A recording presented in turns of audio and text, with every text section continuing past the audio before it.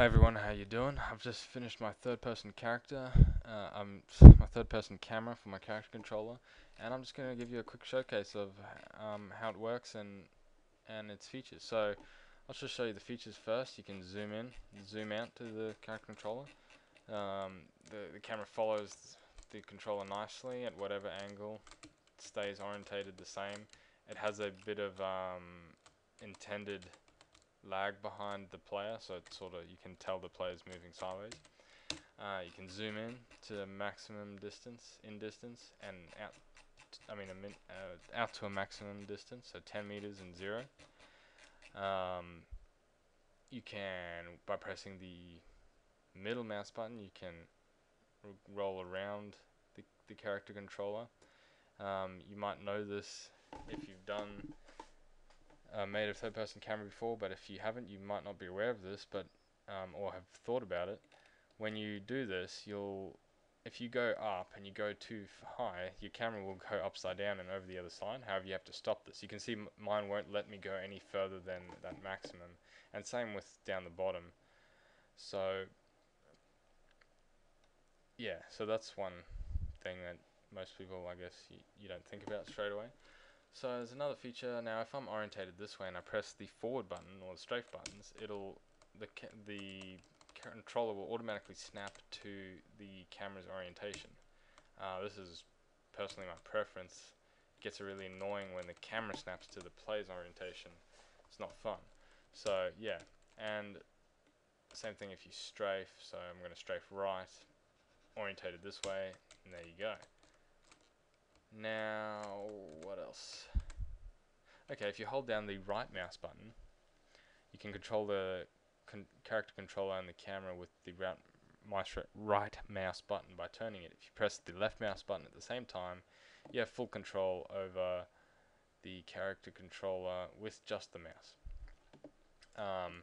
This is really useful because you can turn around really quick, 180 really quickly, and this is basically the reason why people play a lot of games on PC, especially PvP games, because you get more control with the mouse, and you can see that here. I can turn around in an instant, as opposed to with the keyboard.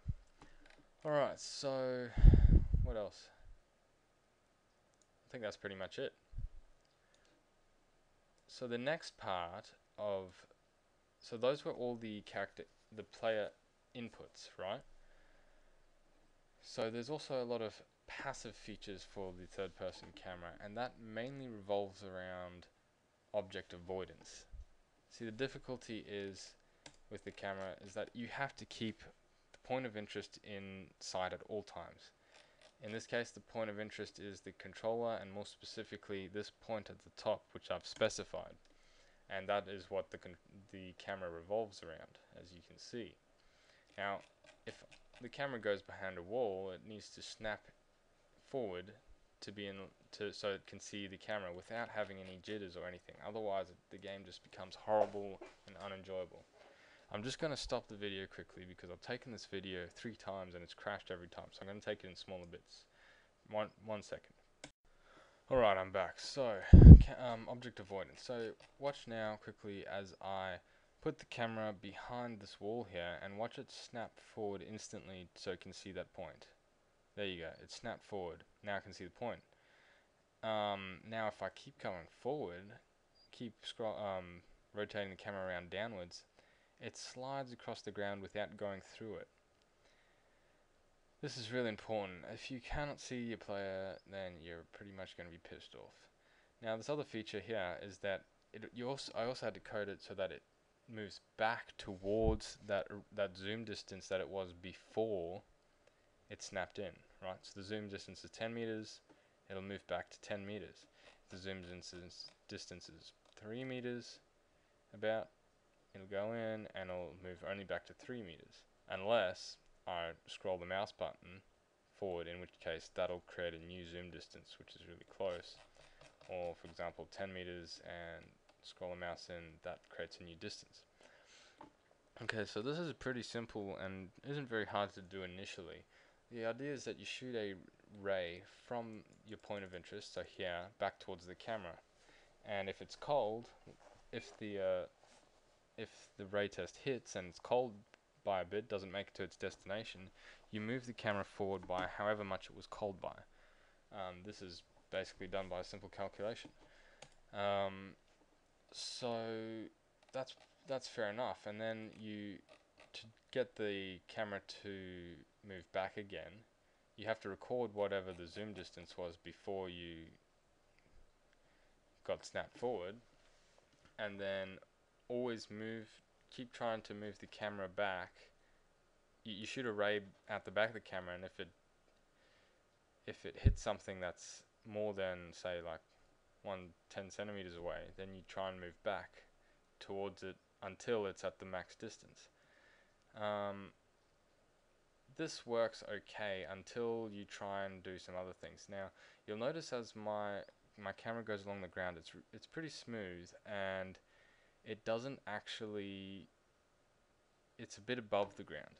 When you originally do this with the single ray that I was talking about just before, if you do that, you'll find the camera controller will slide across the ground. However, it'll slide at the very ground level, which means you'll see through the ground. This is the same with the wall. I'll show you the wall quickly. See, it stays out of the wall. It's actually being kept a bit off the wall. The way how I do this took me a while to figure out. At first, what I was doing is I was still using the single ray, and I was trying to shoot a small ray just below the camera to determine if I've hit the floor. But then what if the angle of the floor is different? Then I'm in trouble. It's not going to work. And also, it just created so many jitters, and it was just impossible to get right.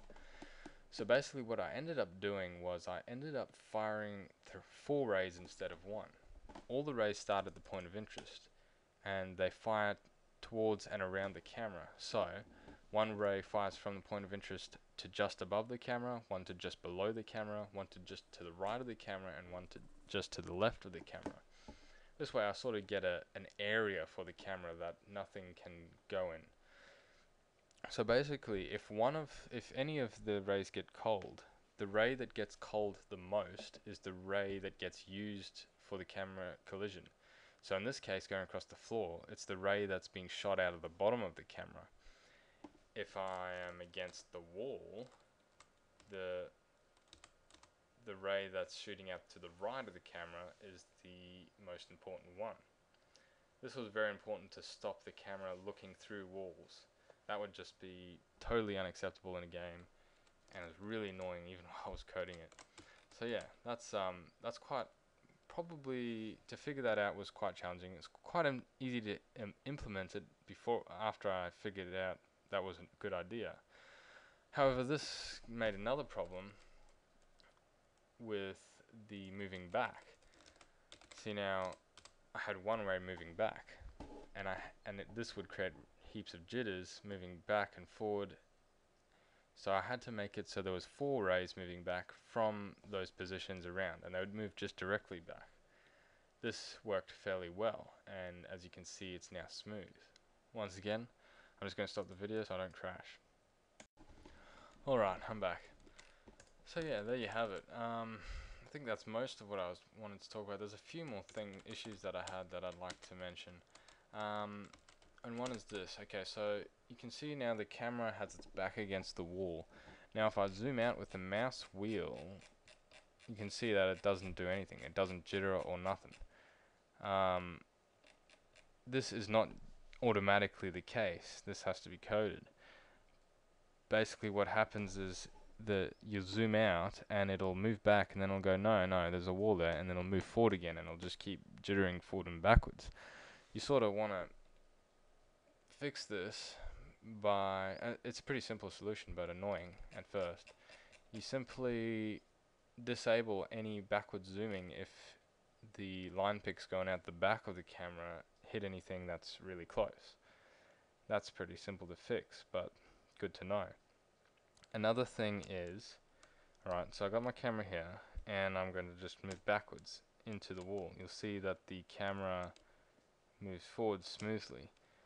I had a few problems with this, with it jittering as it moved forward and back, but after just making my calculations a bit more precise, it's a lot smoother.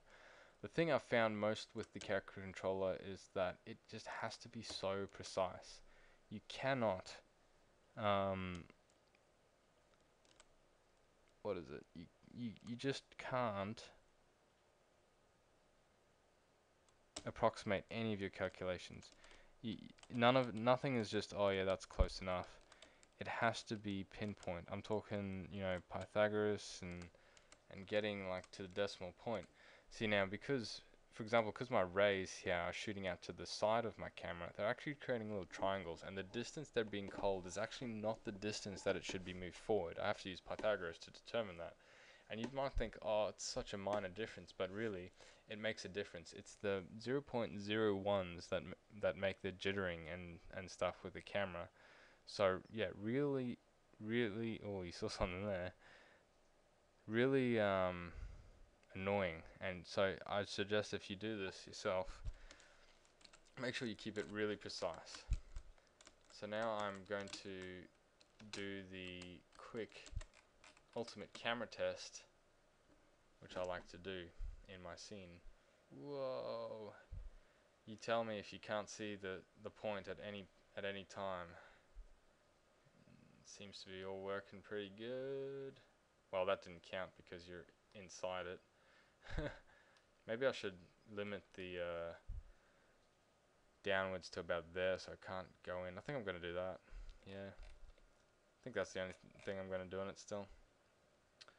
So yeah, as you can see, no matter where you go, that point is always in sight. Anyway, I hope you like my video, I hope you like my camera. Next thing I'm going to be doing after this is just tweaking my character controller. There's a few things that are a bit annoying me a bit, like the fake momentum. I don't like it. It does things like makes my character shoot off edges. I want him to just slide forcefully down those steep hills. Another one is jumping up these walls as possible, which really annoys me because you're not supposed to be able to. But then after that, I'm going to move on to a targeting system.